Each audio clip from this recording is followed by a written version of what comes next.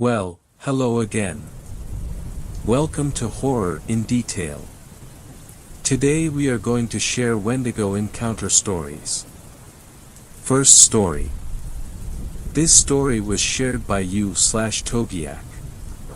I encountered a Wendigo while making a remote border crossing. We've got crows back at home. In my town we see them every day. Sometimes solo, sometimes in a group. I am well aware that a group of crows is referred to as a murder, but despite this ominous label, they're pretty shy and generally fly away at the first sign of danger. But the pair of big black birds circling the point across the lake were something else entirely. I know that around the Canadian border ravens become more common than crows, and this is what I suppose they were. But these were really big, too big, possibly bigger than an eagle. And as they circled the point, the calls they made were unnerving.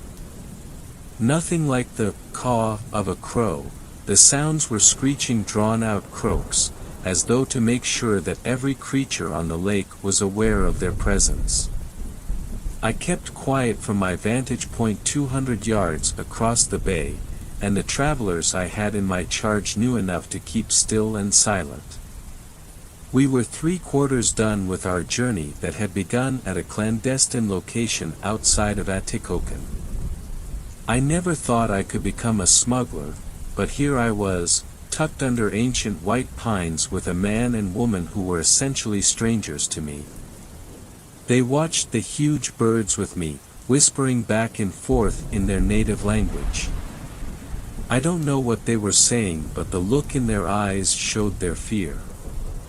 And these people have seen things in their homeland bad enough for them to leave with nothing more than a few possessions, and then give all of their money to a stranger who arranged for me to take them through the wilderness to cross the most remote section of the largest unguarded border in the world. Traveling by canoe along a route that my ancestors have traveled since long before there was a border, we had crossed the imaginary line last night, and by this time tomorrow I planned to load them into a van that would be waiting at a trailhead near Ely.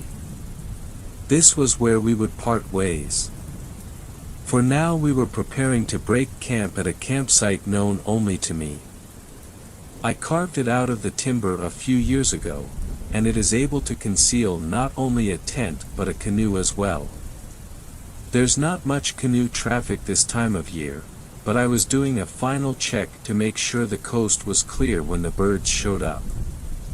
Figuring there must be something along the shore holding their interest, I fished my binoculars out of my pack to get a closer look at the sinister pair. To the naked eye it looked like a typical rocky point on a shield lake. A smooth rock shoreline gave way to a stand of sparse bulrushes with a couple of boulders. One of the boulders didn't look right. I realized that I was actually looking at a dead moose that had floated up there. Likely a casualty from the moose season that ended the week before. That explained why the pair of birds were circling, and I pulled the binoculars away to study how the birds were behaving. They took turns swooping down low over the moose and then soaring higher than the treetops and letting out their disturbing calls. Then there was movement in the trees. I pulled the binoculars back up and focused in on the mix of birch and fir that was along the shoreline. At first I thought it was a bear, coming down to take advantage of the dead moose. But this was far taller than a bear. Then I saw the antlers. Some smaller trees parted, and then what at first I thought was a moose stepped to the water's edge. I've seen hundreds of moose in my time up here, but what I was seeing now didn't make sense. Sure, it had antlers, and it was tall like a moose. But it was mostly without fur, and the color was all wrong, more of a sickly pinkish gray than the dark brown you would expect of a moose. I could see its ribs. And its front legs weren't really legs, they were more like long, gangly arms. Arms that ended in long bony fingers. Even though I was about 200 yards away, I could see the glint of fangs. It stepped from the trees to the water's edge. It paused and looked up at the circling birds. It let out a scream that hung in the air. One of my travelers let out a whimper, and I turned, put a raised finger across my lips. I knew we were out of sight of what any typical animal or person could see, but this was far from typical. I flashed back to many years before, when I stared wide-eyed at my grandfather as he told stories around the campfire. Flames flickered and birch logs crackled as he described an evil spirit called the Wendigo. Many generations ago, a lost hunter turned to cannibalism to survive, and his evil deed transformed him into a horrific beast. A beast that roamed the wilds with an insatiable hunger for flesh, human or otherwise. While this story terrified me as a child, I never gave it any thought as an adult, as the elders had many tales of spirits and such. But here I was, miles from the nearest road, two strangers in my care, looking at the impossible. I subconsciously reached to feel the outline of my revolver tucked into the back of my pants. The beast had now waded into the water, and its claws began tearing at the moose carcass.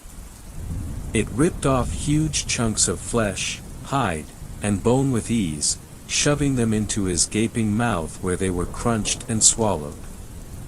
The water around the moose carcass was soon tinged red with blood, and a pair of giant birds took roost in a tall pine above the beast. The carnage continued as the creature consumed impossible amounts in minutes. I heard one of the travelers whisper, "Monstro." I didn't need translation to know what it meant. They had every reason to be scared now. I've had face-to-face standoffs with wild bears, with big city gangs, with angry fathers. At least with those you have an idea of what you are dealing with. My grandfather never said how one would deal with a Wendigo. With most of the moose consumed, the monster let out another scream. I was back to looking through binoculars, which was a mistake, as the beast's face and chest were covered in blood, and flesh clung to its claws. An image I will never be able to erase. Despite having consumed the better part of an adult moose, it was still gaunt in appearance. It took a last look around, and I stopped breathing when its gaze seemed to focus on our location for a moment. It slowly turned towards shore and then disappeared into the brush. This cued the black birds to come down for what was left. One bird rested on the moose's hindquarter and picked away at intestines, the other rested on the head and feasted on the eyes and torn open neck. After a few minutes they flew up silently, circled over our location, and then headed in the general direction the Wendigo had gone. At least they went in the opposite direction we were headed. We sat in silence for a time, then I pulled out a map. I showed the travelers where we were, where the Wendigo had gone, and where we needed to go to complete the journey. I showed them my gun, which I had kept hidden from them until now, hoping it would ease their fears. It didn't do much to ease my fears. It was a .357 revolver, enough to stop a bear, but what would it do to a Wendigo? I suspected there needed to be some version of a silver bullet to stop an evil spirit. I gestured to them to pack their belongings, which they did quickly and quietly. I calculated that if we traveled lightly and quickly we could be out by nightfall. I decided to leave the tent and everything else not essential. We slid the canoe down the bank, climbed in and pushed off. The woman sat on the floor in the middle, the man was at the bow. I paddled from the stern with intensity. We had about 10 miles to the end of the lake. At the end of the lake was a portage trail of about a half mile that would bring us to the next lake. We had done a number of portages already on this trip, and after the morning's events I was dreading having to be on foot. There was no other way out. A light wind was at our back, allowing for relatively quick travel. The man was paddling as best he could, but it was marginally helpful at best. The woman kept her head down and did not move. Usually on this kind of trip I try to hug the shoreline to keep a low profile, but now we were tracking right down the middle of the lake. I was making a beeline for a height of land where I knew the portage was, and we continued along in silence. The paddle down the long lake was uneventful, and it was early afternoon when we reached the portage. Once ashore we took a short break and ate some jerky, and then it was time to make the portage. It would be easier now since I had abandoned most of the gear. On earlier portages I had the travelers hide out while I scouted ahead to make sure we would not meet anyone on the trail, but there was no time for that. I think they understood me as I tried to explain the importance of moving quickly and quietly. I pointed to the trail and then to the packs and paddles. They took the cue and I put the canoe up on my shoulders and we plodded along through the forest. It took less than an hour to get to the next lake. There was a forest fire here several years before, and the charred remains of a few old-growth pines stood in stark contrast to the young aspen, birch and spruce that had grown in the void left by the fire. This lake was smaller, with many bays and points, and we were soon back to making progress in the canoe. Wendy 5 we came around a point midway down the lake. I looked to the end of the lake where we would find the next portage and stopped padding. Maybe 300 yards away was the remains of a burnt pine. Roosting in the tree were two birds. Big, black birds. The man in the bow saw them too, and muttered something to the woman. She looked up for the first time and stifled a scream. We had to go past them to get to the next portage, so I kept paddling down the middle, not taking my eyes off the birds. As we got closer it was obvious they were watching us too, their heads pivoting as we passed them. I kept looking back over my shoulder at them, but they held their position. I didn't know what the presence of the birds on our route signified, but based on what I saw this morning it couldn't be good. By the time we were at the end of lake where the next portage was, I could barely make out the tree anymore. I thought that perhaps we were in the clear, but then we all heard the unmistakable sound, the same sound we heard the birds making this morning. Even though they had to be over a mile away there was no mistaking it. The long, drawn-out croaking continued for a minute, then it was silent again. I paddled towards shore so hard that the bow slid 2 feet onto the bank. Go! Go! Go! I yelled. The travelers seemed shocked at my yelling, as I had not said anything to them in the few days we had been together that wasn't a whisper. They both scrambled out of the canoe, grabbed the gear and headed up the path. I again wrestled the canoe onto my shoulders and followed. We still had another lake to cross after this portage, then it was down a creek to where we were to be picked up in a remote parking lot at the end of a forest road. We would be early, but maybe I could get a cell phone signal and get a call or text to the driver. Or maybe we could hitch a ride with a tourist. Any concerns of being intercepted by authorities has now taken a back seat to getting out of here and away from that thing that for all I knew was making its way south toward us. Since we were closer to an access point, this mile-long portage was well traveled and we made good time. The first half was up a slight incline, then it went down much more steeply to the next lake. We reached the top, and paused for a quick rest. I set the canoe down to catch my breath. The crest of the trail allowed a good view of the valley ahead. It also allowed a good view of two huge, black birds that were circling above the tree tops. The woman was not able to stifle her scream this time, and this prompted the birds to start up with their ominous calls. In the distance we heard another sound. It was a scream that could have only come from the horror we had seen this morning. While I felt a certain amount of responsibility to the travelers, my concern for them was waning. "You better keep up," I yelled as hoisted the canoe back onto my shoulders.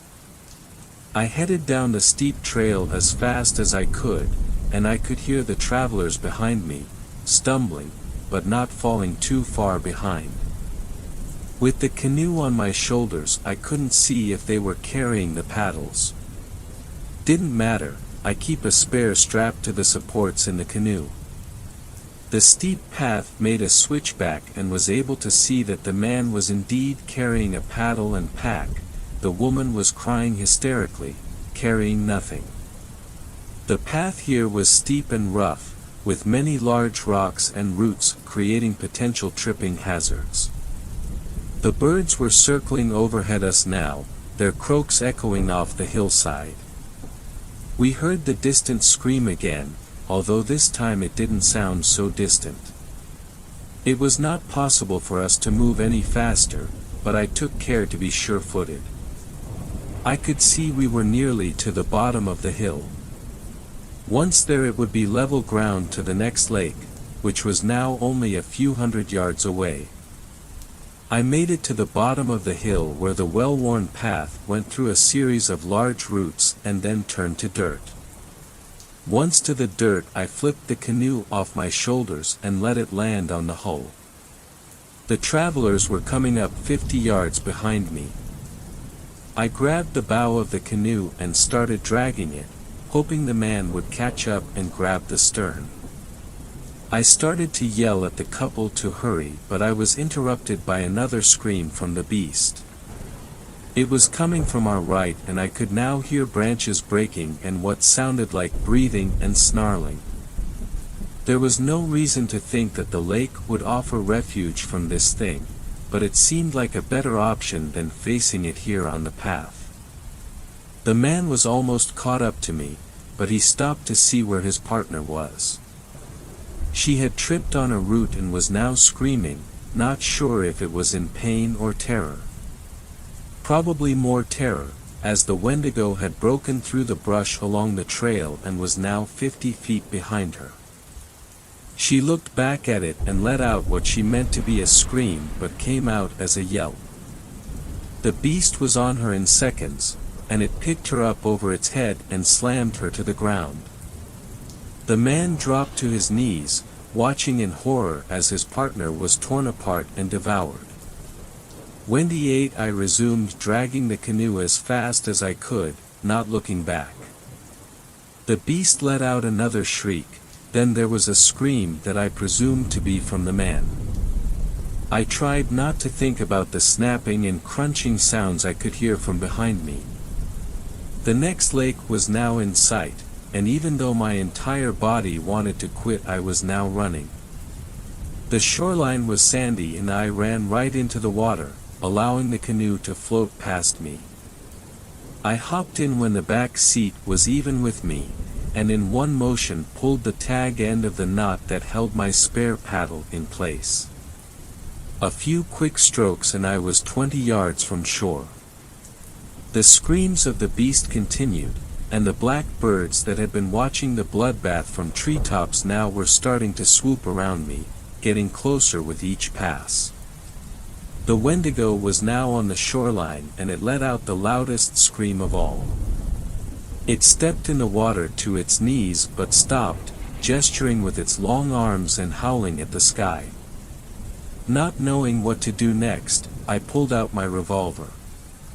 At the end of this lake was the outlet stream that would lead me to a bridge. For the moment I felt safer where I was. The birds were getting ever bolder, and I could feel the wind as one of them swooped in on me from behind my shoulder. It wheeled around over the bow and came right back at me. It reared back at arm's length with its wings spread and its talons coming right at my face. Taking advantage of a perfect opportunity, one pointed the gun barrel at the bird's center and pulled the trigger. Black feathers flew and the now silenced bird landed in the water and strangely sank out of sight. The other bird flew up high and then quickly descended, coming right at me. I had the gun raised, but the bird did not offer a good target and it flew past my head. Sensing weakness, it circled around and attacked, pecking me on the back of the head with its massive beak. I had to be careful not to tip as I tried to fend it off with the paddle. More determined than ever, the bird came back at me. I fired twice, missing both times. With 3 rounds left in the gun, I knew I better choose my next shots carefully. The bird came from behind me again. This time it wheeled around quickly, planting its talons on my chest and pecking at my eyes. My attempts to fend it off with a fist were not successful and it got a hold of my eyebrow. I could feel flesh pulling away from my skull, and I pointed the gun right at it, and even though I thought the barrel was pressed right into it, I still missed. I resorted to using the gun as a bludgeon that I slammed into its neck. This had a noticeable effect. It let out a deep croak and let go its grip. I was not watching the Wendigo at this point, focused on the dark feathered assailant. I could hear it though, as it let out shrieks and screams louder than a siren. The remaining black bird, shook up some from the pistol whipping, flew in a crooked path now, obviously having difficulty maintaining its course. I felt confident I could take it down with one of my remaining rounds. It came straight at me. I let it peck the top of my head as it went by. It circled around again, and once more I let it get me with a good peck to my temple. It made another loop around, and I was ready when it followed the same path of attack. It came right at me, and I was looking down the barrel right at the bird's head when I pulled the trigger. The raven's head disintegrated in a cloud of black feathers and blood, and the headless body landed at my feet, wings still flapping, talons still grasping. The shrieks of the Wendigo suddenly stopped. It stood motionless, staring out at the lake, not necessarily at me. I set the gun on the seat next to me. There was still 1 round left. I used the paddle as a shovel to lift the dead bird over the side and into the lake, where it too strangely sank out of sight. The Wendigo, while still a fearsome-looking beast with its face and claws covered in blood and flesh, had lost its menacing posture. I pointed the revolver at it, right at its head. I was confident I could hit it, not confident that my 1 remaining bullet would kill it. For some reason I thought about the old saying, that if carrying a handgun for bear protection you should save the last round for yourself. Pretty sure the old saying applies here. I lowered the gun and watched the beast. With its long bony arms hanging at its sides it turned towards shore, and with 2 big steps it was crashing through the timber, heading away from the lake, away from me, away from my exit point. I sat quietly for a minute, trying to take all of this in. I could no longer hear the sounds of branches breaking. Was the Wendigo gone? Apparently they can't, or won't swim. The ravens must act as seers or scouts for the Wendigo. Once they were eliminated it was like a switch was flipped. I thought about the hapless travelers. I knew it was pointless to go back to where I had last seen them. What would happen to me when I left the lake? It was now late in the afternoon. I slid the revolver with its 1 bullet into the back of my jeans, picked up the paddle and headed for the outlet creek. Second story. This story was shared by you/boy with a loaf of bread. all the urban legends about me are wrong. Throughout all of human history, there has been one constant throughout the variables of civilization's advancement: stories. As mankind moved away from small clay huts to monolithic steel skyscrapers, the yearning to tell and listen to stories has always persisted. It's a way of not only growing and evolving the mind, it's a way of connecting with one another. Yet out of all the methods of storytelling that have evolved from the small carvings of stick figures along Neolithic walls, there's one in particular that seems to strike a nerve more than any other: legends of horror. From the very moment you learn to tuck your children into bed, or gather around in communion by a fire, stories of dark and terrifying creatures have invaded your nightmares through the catalyst of scary stories. Many of these classics have become so immovable in human culture, that they've transformed from mere tales of horror to urban legends. Out of the plethora of dark tales told in the night, there's one that holds a certain interest close to my heart. The tales of a mysterious interloper that plays a mesmerizing tune from his pipe to lure unsuspecting children to their doom in the forest brings a certain interest to me, not because of how it can scare the shit out of a misfit to try and get them to behave, it's because it's about me. Yes, I know what you must be thinking. What the fuck is this guy talking about? Well, just let me explain. First of all, for those of you who are unaware of the tale of the Pied Piper, let me give you a small rundown. Originating from Germany, the legend tells of a town overrun with rats. The rodents feast on the town's produce and spread death and disease. Eventually the town tries to hire a mysterious rat wrangler out of desperation. The wrangler plays his magic pipe, causing all the rats of the town to drown themselves in the sewers and wells of the town. Upon receiving no payment for his services, the piper begins to play a tune late at night, causing all the children of the town to get out of bed and head for the river. It is then that one by one, each child walks into said river, drowning themselves. Pretty fucked up, right? That's because it's wrong. The legends have been misconstrued through a game of urban telephone lasting generations. Well, that's why I'm here, to set the record straight. So here we go. The Legend of the Pied Piper, written by yours truly. Once upon a time in the mystical land of Germany, there lived a being of the earth. This being was strong and intelligent and had just as many hopes and aspirations as man. Yet he was not of man. He knew many things about himself, except from that of where he came from. The being spent many long years in the forests, educating himself about the world around him as well as its inhabitants. During the day he would spend time with his friends, who were the fellow inhabitants of the forest floor. At night he would take his musical pipe fashioned from the pine of the trees around him, and play. Music was like a drug for the piper. He knew many songs, of which he would play a new tune every night. Once every so often, the piper would play one song through his instrument he knew all too well. The Song of Hunger.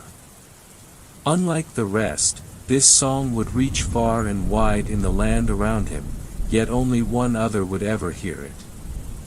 This other would be a child. Just one, no more, no less. As the music would play, the child would go off wandering away from home, into the forest.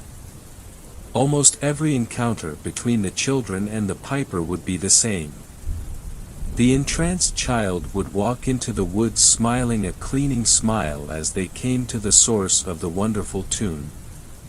They would look up and see the piper perched along one of the tree branches up above. "Are you the one who plays such lovely music?" the child would ask. It would be then that the music would stop. Almost immediately after silence returned to the forest, the child would look around in complete adolescent confusion. Having absolutely no idea where they were, or how they got there, they would look up at the piper and ask how to get home. Home. The piper would ask, hopping down from his tree branch, "My sweet delectable child, you are not going home." For a short time afterward the piper approached the child. The quiet forest would be filled with the screams of pain and anguish as the child would be feasted upon by the piper. Tendon by tendon, limb by limb, bone by bone, the piper would consume and leave nothing to waste. But out of everything consumed, the fear and pain of the child would fill the pipe's belly more than anything. It would strengthen his essence with every scream and cry for mercy, to which there would be none. Once the meal was finished, the piper would dig far below for a short while and sleep. Every so often he would awaken for a season and play music, engage with his friends of the forest, and consume a meal. Then he would return back to the ground for another short while to sleep once again. On one particular awakening, however, he was not greeted to surrounding trees as he crept forth from the ground, but by houses and streets of stone. The wonderful forest he had known all his life had become the town of Hamelin. The piper was disgusted by what man had done to his home. However, peering through his anger was curiosity. He would roam the streets of Hamelin, seeing its many inhabitants while also searching for any remnants of his old home. Eventually he came to the river of Hamelin and was filled with delight. The same water that had run through the forest floor still flowed through the ground surrounding the town. But all of this adventuring had done the piper in, his belly was grumbling. He was hungry. But the piper knew he could not walk into the town of Hamelin and take a child just because of his appetite. That was rude. And while man may have been rude, he was not. But he was angry. Angry at the perversion that man had done to his home. So as he sat on the outer banks behind the town of Hamelin in the dark of the night, he smiled as a plan arose in his mind. That next morning, dawn arose over a Hamelin under siege by hordes of rats. The rodents themselves had arrived by another one of the piper's talented songs. Day by day for weeks the people of Hamelin would try to stomp and smash all the rats, but to no avail. All hope for the little town had seemed lost, until one day the piper came strolling through the streets to the mayor's home. The mayor was weary and tired from the troubling invasion of rats, but was overjoyed when the piper offered a solution. "For sufficient payment, I shall find your streets of the rodent infestation," the piper said with a smile. "Oh, but of course. Anything for someone who could save our troubled town," exclaimed the mayor. That day the piper walked out onto the streets of Hamelin and played another tune on his pipe. The music carried over all of the rats of the town as they safely evacuated the town just as they had appeared. The townspeople rejoiced and clapped as their filthy streets were clean of rodents once again. Upon the completion of his work, the piper returned to the mayor for adequate compensation for his work. "How much coin for your service?" asked the mayor of Hamelin. "None," replied the piper. For a moment the mayor was confused, until the piper continued. "I only ask for your child," the piper said with a smile on his face and a deeper grumbling in his belly. With a face of rage and disgust, the mayor threw the piper out of his home, as the people of Hamelin beat and bruised him till he left their town. It was here that the piper had been changed forever. For the first time in his entire life, he looked back at the distant town of Hamelin, with revenge in his eyes. That night, the piper's song of hunger filled the air of Hamelin and lifted each dreaming child of the town out of their bed. In the midst of twilight, the children murdered their parents in their sleep, the perfect betrayal as repentance for their betrayal of the piper. Covered in blood, the children walked down the streets of Hamelin, carried by the soothing song of the piper. As they came to the river outside of the town, one by one the children walked into the river. By dawn, every single child of the town floated in the bloody river of Hamelin, except for one. The son of the mayor, the piper's payment. There and then the piper feasted once again, next to the river filled with the true pests of Hamelin. The child's screams carried far in the crisp morning air, yet there was no one left to hear it. With his belly full and the town emptied, the piper dug himself a place in the ground to sleep once again for a short while. And unlike the wretched people of Hamelin, the piper lived happily ever after. There we go, that's a nice story, isn't it? Even nicer that the whole thing is fixed. Of course I hate that it took so many centuries for the director's cut of this story to even come to light, but I've been asleep for so long. And I have to say I am quite impressed with the way the world has progressed in terms of technology and architecture. But I'm quite disgusted by the further perversion of this once green world. But at the end of the day, what can one lonesome piper do in a world so vast and alien to him now? Well, I suppose we'll both find out together now, won't we? Well, I better go on and get off of here. I'm getting hungry, and my pipe has been quiet for long enough. Third story. This story was shared by you/Zarav2. There's something in my grandparents' forest.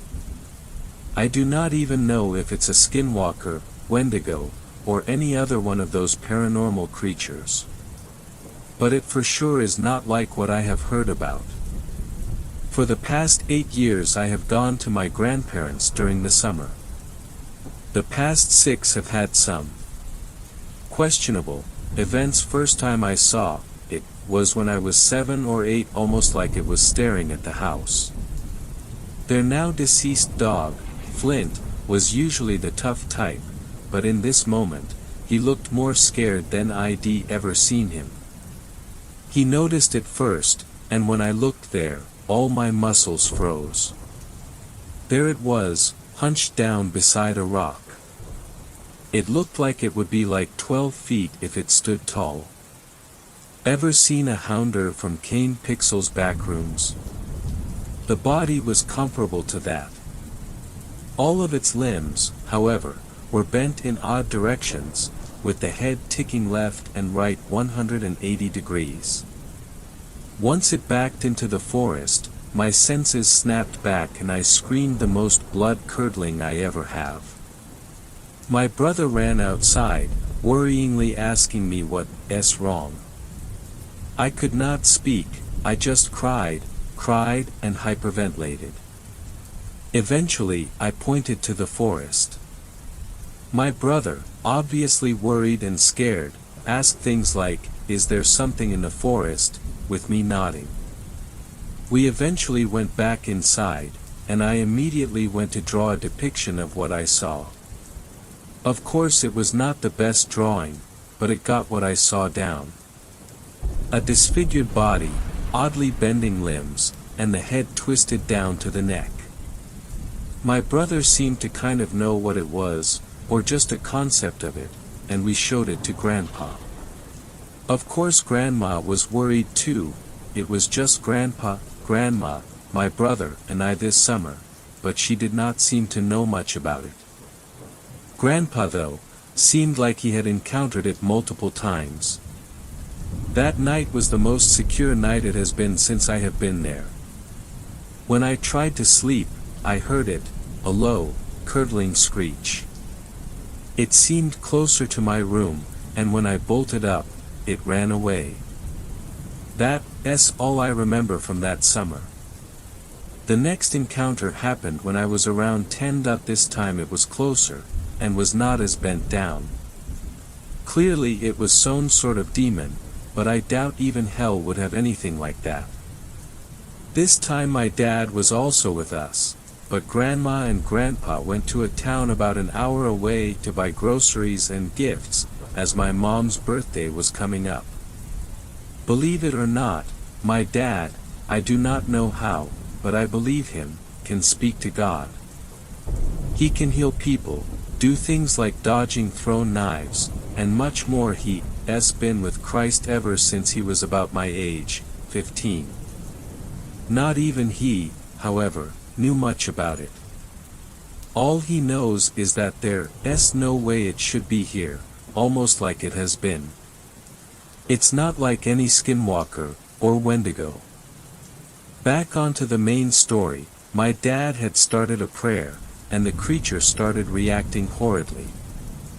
It let out a huge screech as its body acted against itself, and particles, I did not even know what they had been, started going in and out of it. It was like it was even rejecting the heavens itself, not allowing it to die. It ran to my dad, but the closer he got the mire his body acted out, and it eventually ran away. I have not seen much of it lately, just it lurking in the forest, but I know that one day, something bad with it will happen. I'll update if anything happens during this summer break with an edit to this post. I apologize if this does not provide much context, and it may seem fake, but please believe me. Not many people do, but my brother and I know damn well what we saw. I will also be replying to comments with questions when I can. Fourth story. This story was shared by you/planet_777. There's this old urban legend about this ice cream truck in our neighborhood. Before I was born, my mother and father grew up in this same suburban neighborhood. The year for them when this started was 1993, and they were about 12 to 13 years old, and during that time they would always spend their summers outside since it would be too hot to be parked inside reading comics or playing with toys. My parents would play on the block with a whole bunch of kids, but the ones that stuck out were Nicole, Manny, and Lee. These were the close friends of both my parents, and they did pretty much everything together. The summer of '93 was extremely hot, according to my mom, so she and the rest of the group were playing with super soakers and water balloons to cool off. My dad remembered that Lee stopped what he was doing, and turned his head to see a bright white ice cream truck playing the Mr. Softy song, slowly creeping up on the street. In that moment a bunch of kids came out with their $5 bills in hand as they ran up to the radiant truck. With their wide smiles and high-pitched demands for single cones, popsicles, and snow cones, they all rushed the truck in happiness. My parents, Nicole, and Manny went inside to ask their parents for money, while Lee made his way to grab some water. As he was walking though, he noticed the truck getting ready to leave as quick as when it arrived, but what was strange about the whole thing was that the kids that were by the truck were nowhere to be seen when he looked over to the window spot. It was like they all just vanished.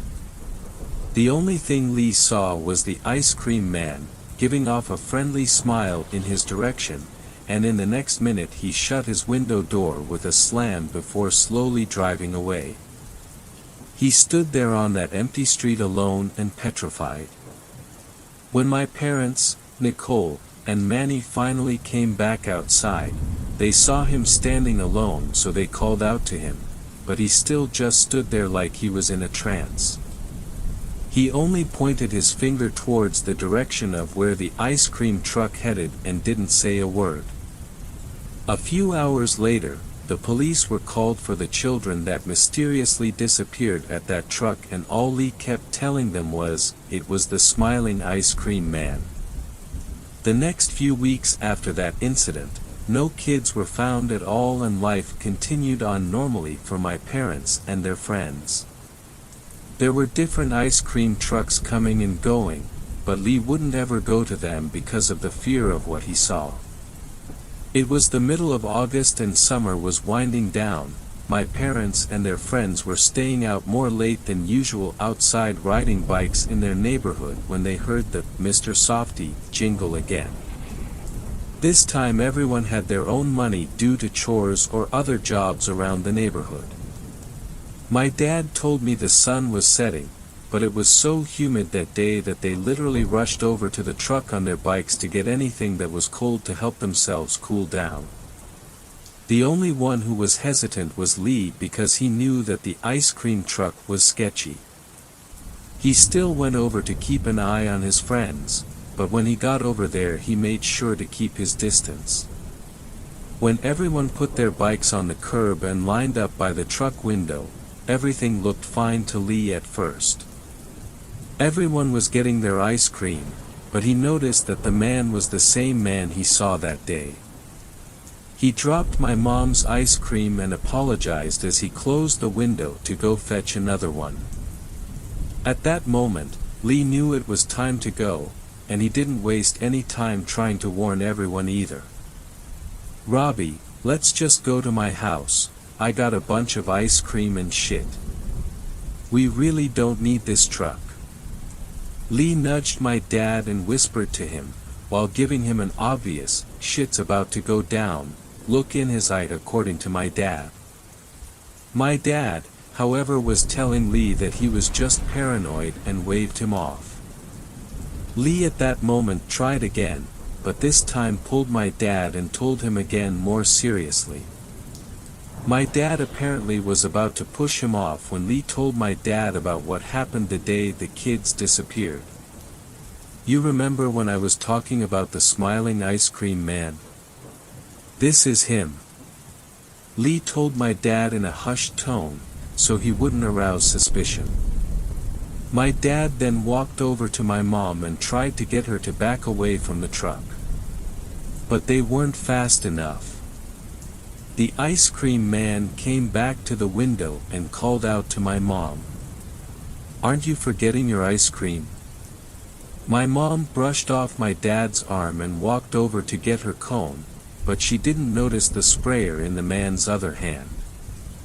In one swift motion he put the sprayer up to my mom's face, and before Manny, Nicole, or Lee could pull her or my dad back, they all got hit by the gas, and after a few coughing fits, all of them fell to the ground and blacked out.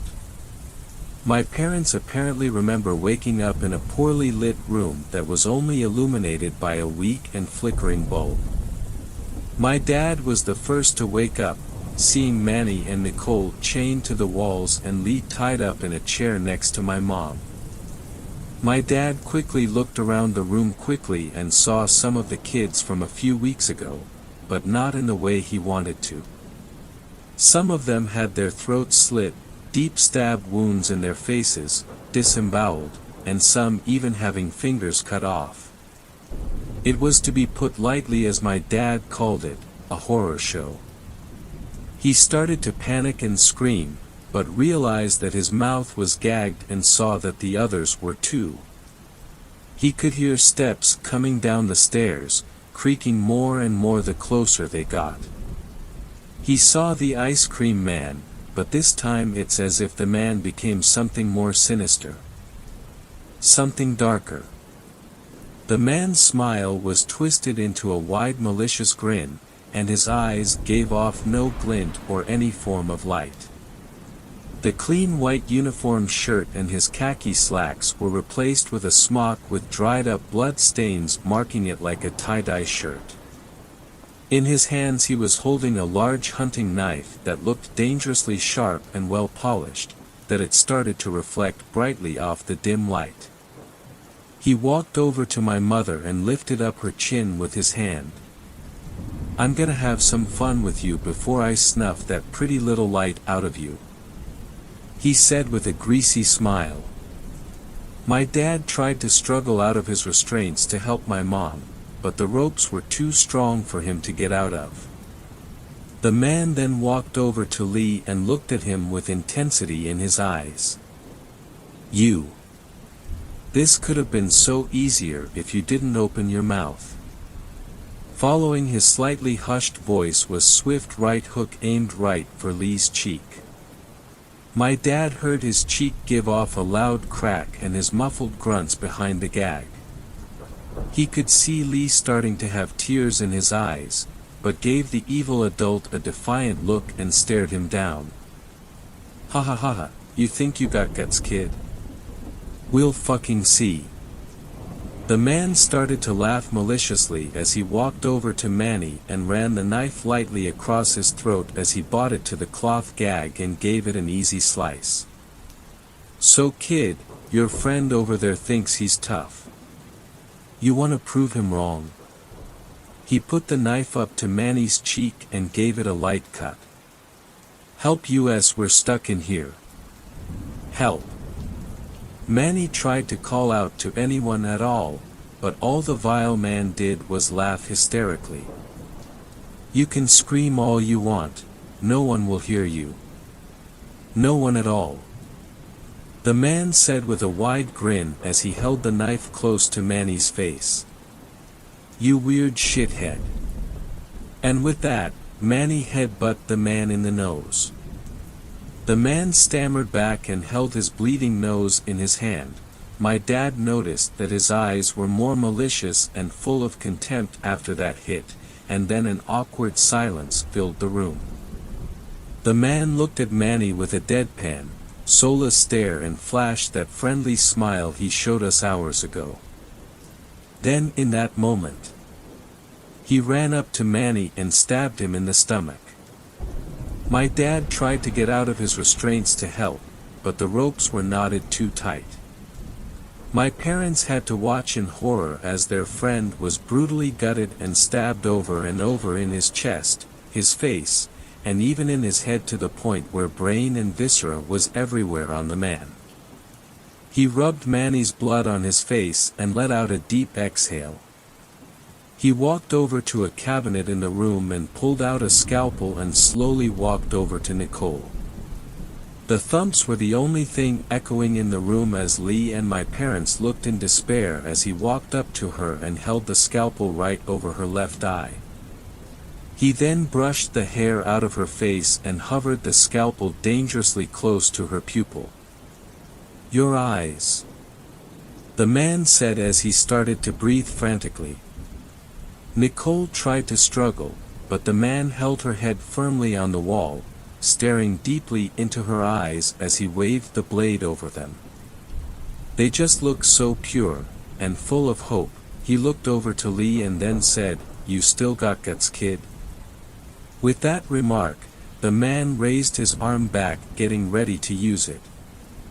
Nicole tried to shake her head to move out of the way, but it was hopeless as the scalpel pierced her eye and the man smiled widely in glee.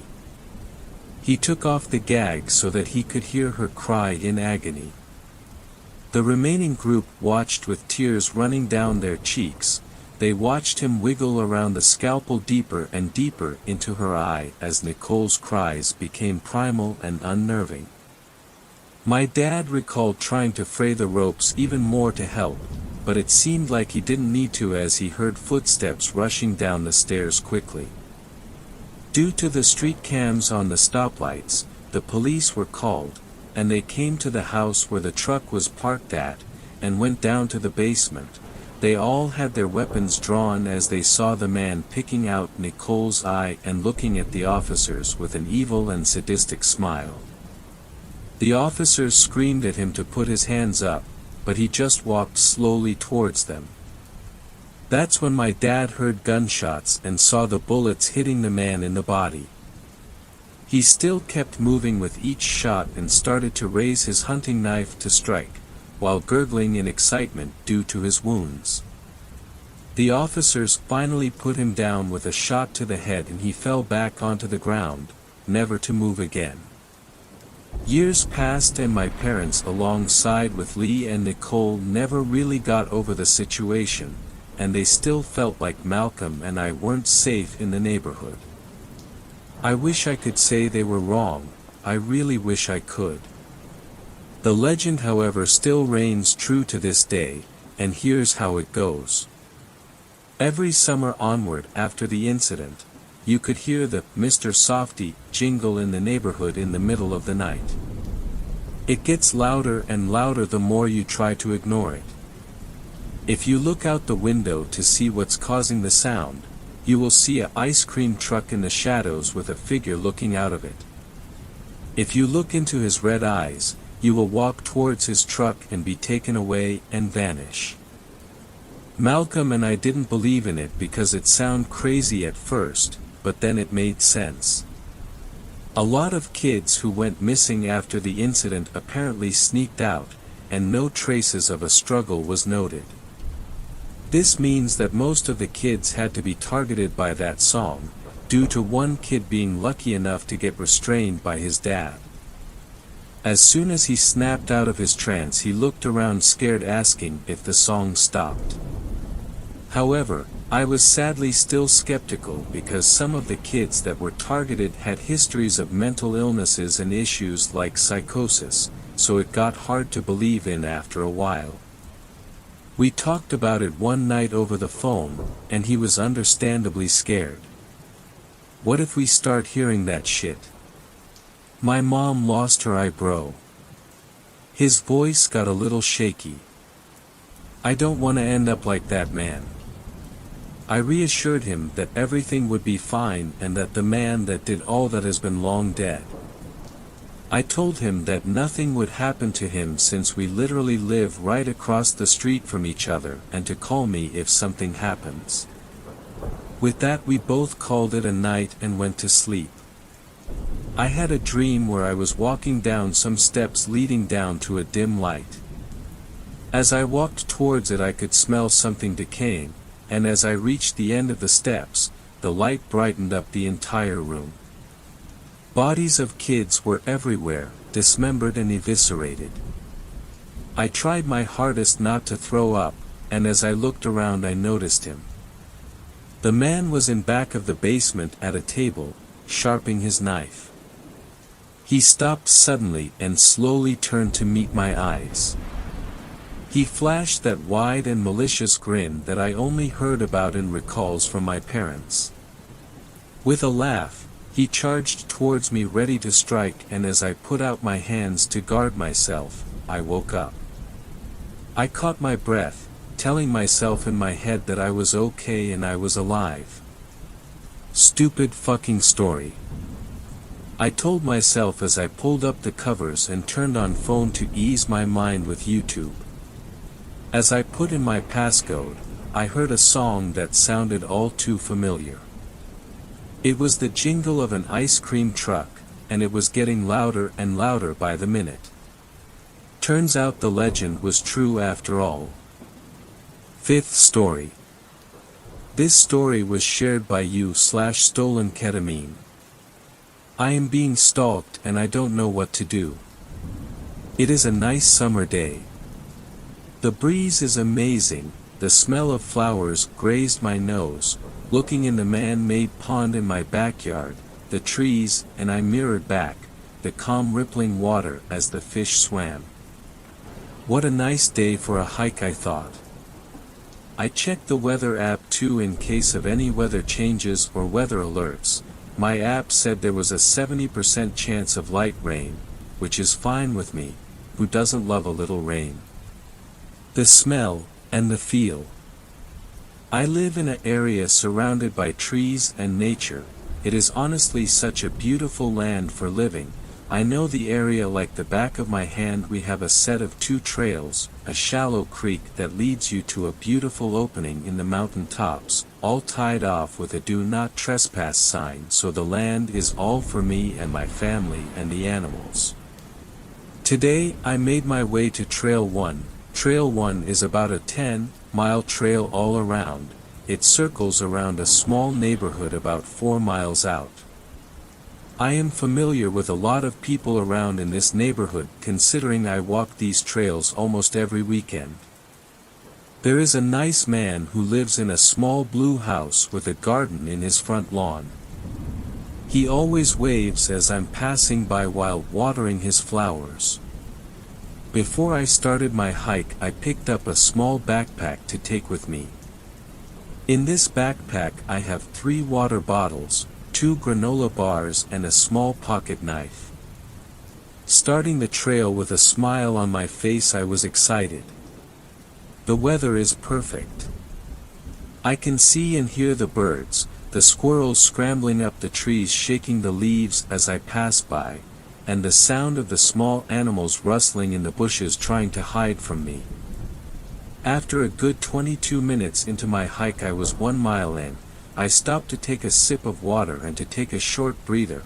I sat on the small stub that I passed by where a withered tree had used to stand but has now fallen due to a strong thunderstorm we had a few months back.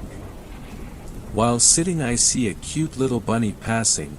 How cute, how fluffy and fragile, I thought.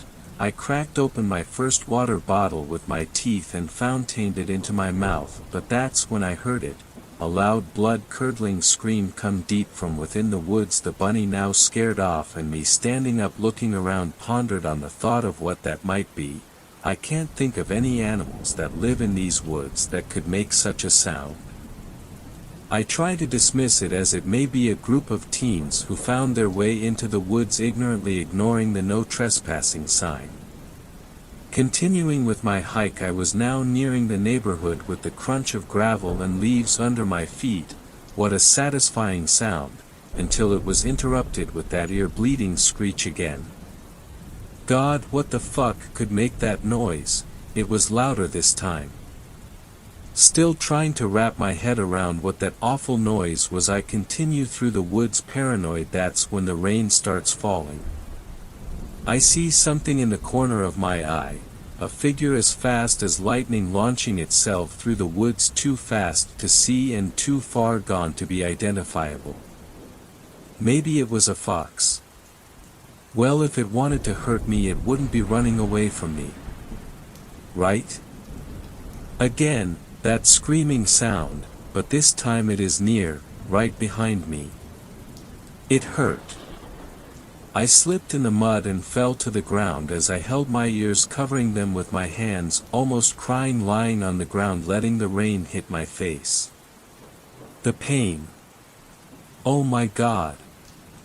The pain. My ears now ringing due to that noise like shattering glass. I stood up, glancing around, even more paranoid than before. I then took the time to look down at my hands. Blood. Blood everywhere. My ears are bleeding. And that's when I saw them in the corner of my eye. I looked up. Many figures stood in the distance behind trees watching me. Tall, very tall, at least 9 feet each, lengthy and skinny. They are the color of a black void, and their eyes. I will never forget their eyes. They are pure white. Staring into them is giving me the most uncomforting, unwelcoming feeling. It was like they want me gone, like they want me to get out. As if this is their woods and their land. Their arms were long, nearly dragging the ground. Their hands were claws. Sharp, oh so very sharp, disgustingly long. One of them slowly started dragging their claws on the tree, leaving a scratch mark, and that awful screaming noise, which I now know was coming from them and their unhinged mouths. One started tilting its head slowly. While doing so, its neck made a cracking sound. Oh my God. Its neck. Stretching and growing in length, making a breaking and snapping sound as it's getting longer and taller. I had no plans to stay and try to make friends with these ungodly creatures. I just want to get out. I started to run. I didn't look back. I heard the leaves and plants getting mauled through behind me as if something was chasing me. Don't look back. Don't look back. I repeat to myself, but I'm curious and an idiot.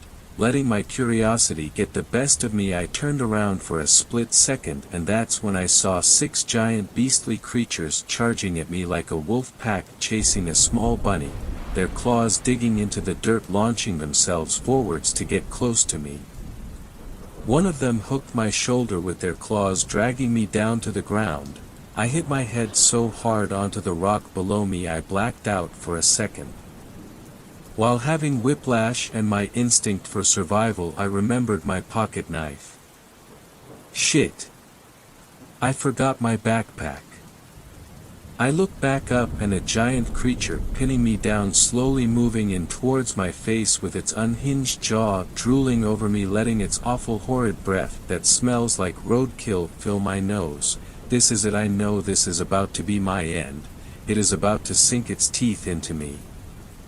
At this point I would do anything to just survive. I am not about to be this thing's dinner. I bent my knees into my chest and kicked the creature in the stomach. During the creature's confusion and vulnerability, it loosened its grip of me, and I managed to get one of my arms free. I started to jab it in the sides with my fists and started to scratch at its eyes. It shrieked in pain and let go of me.